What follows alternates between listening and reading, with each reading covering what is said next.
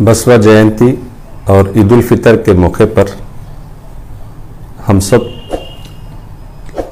को दिल की गहराइयों के साथ मुबारकबाद और सुभाषगढ़ आपके इस खिदमत में मैं पेश करता हूँ। बसवा कल्याण एक हिस्टोरिकल प्लेस है जिसके अंदर भारत के अंदर एक बहुत बड़ा एक क्रांति, एक बहुत बड़ी एक रिफॉर्म्स यहाँ से हुआ, जो 12वीं सदी में श्री गुरु बसवेश्वर महाराज की टीचिंग और उनकी फिलॉसफी के ज़रिए से एक संदेश मानवता का यहाँ से उठा, जिन्होंने इक्वालिटी, जस्टिस और भाईचारा के लिए बहुत से काम किए। तमाम समाज के जो बिछड़ा वर्ग था उनको अपने साथ लिया, लोगों को अपने साथ बिठाया। उन्होंने जो स्पिरिचुअल टीचिंग, जो सादगी, जो सिंपल लिविंग ज़िंदगी का जो पैगाम दिया, वो सारी इंसानियत के लिए एक अच्छा सा पैगाम है।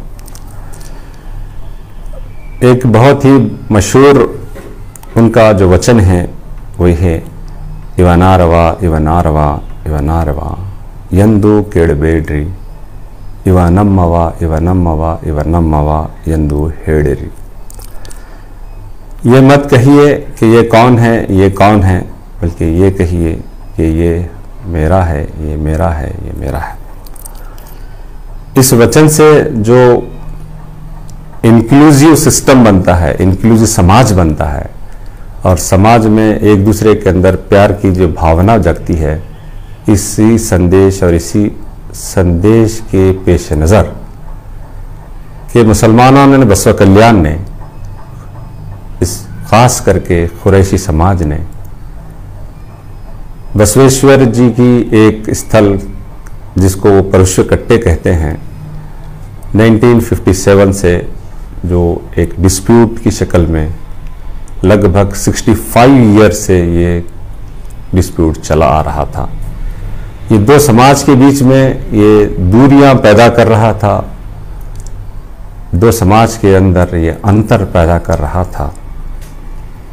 हमने सोचा कि शांति के संदेश को, शांति के इस दूत के इस पैगाम को भाईचारा से, बातचीत के ज़रिए से हल किया जा सकता है। इसलिए हमने इसका आगाज़ किया। इसके लिए पहले भी कई कोशिशें हुई हैं कि इस डिस्प्यूट को सॉल्व करने के लिए कई मर्तबा इसकी सीटिंग हुई और वो नाकाम हुई। अल्लाह का करना, ईश्वर की कृपा कि ये दिन हमारे नज़दीक, ये हमारे इस कमेटी के ज़रिए से ये 2022 में 1 अप्रैल 2022 एक हिस्टोरिकल दिन है, जिस दिन ये परशुराम का प्रॉब्लम साइन हुआ।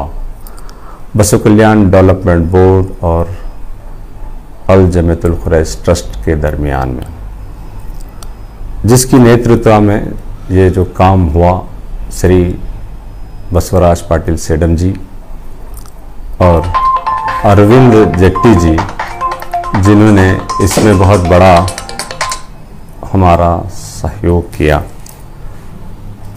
हमारी कम्युनिटी ने एक बहुत बड़ा योगदान इसमें दिया, इसको, इसकी अभिवृद्धि के लिए, इस परशुराम के डेवलपमेंट के लिए।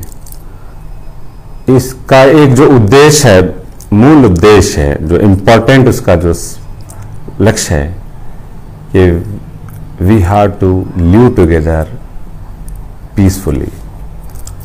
इट इज एन एग्जाम्पल, ये एक एग्जाम्पल होगा पूरे जगत के लिए कि हम को एग्जिस्टेंस की एक एग्जाम्पल बनेगा, जिसके जरिए से वहाँ हम एक यूनिटी स्तंभ की कायम करने की बात कही है कि हम और आप एक खुदा की उपासना करने वाले हैं, मोनोथिसिस हैं, जिसमें एक खुदा के संदेश को मानवता के लिए लोगों के सामने प्रीच किया गया।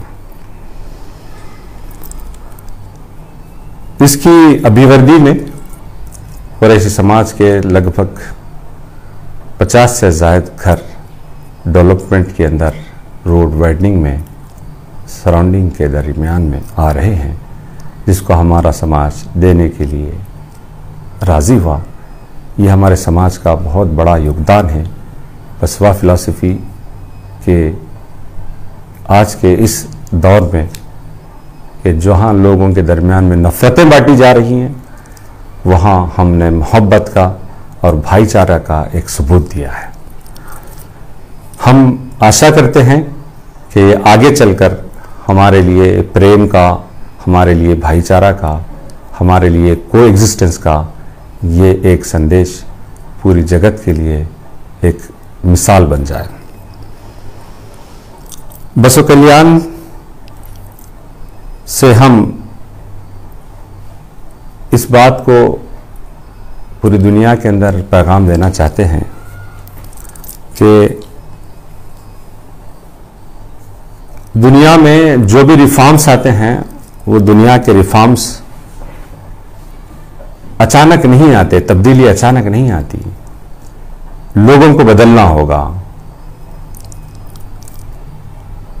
बसव कल्याण should become live example of spirit teaching of Baswa and Islam philosophy rather than the just model of infrastructure।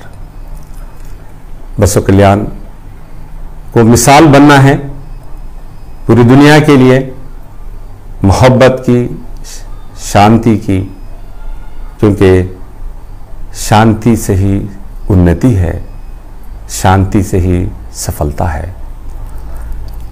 अनेकता में एकता हमारी पहचान है।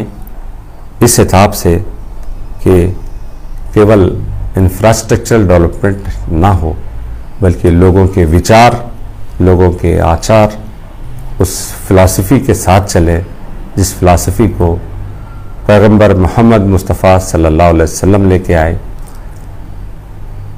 जगत गुरु बसवण्णा जी लेकर आए।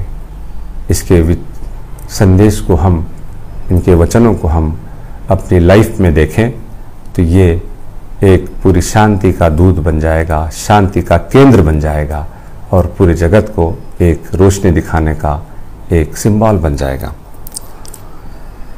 मैं एक बात कह देता हूँ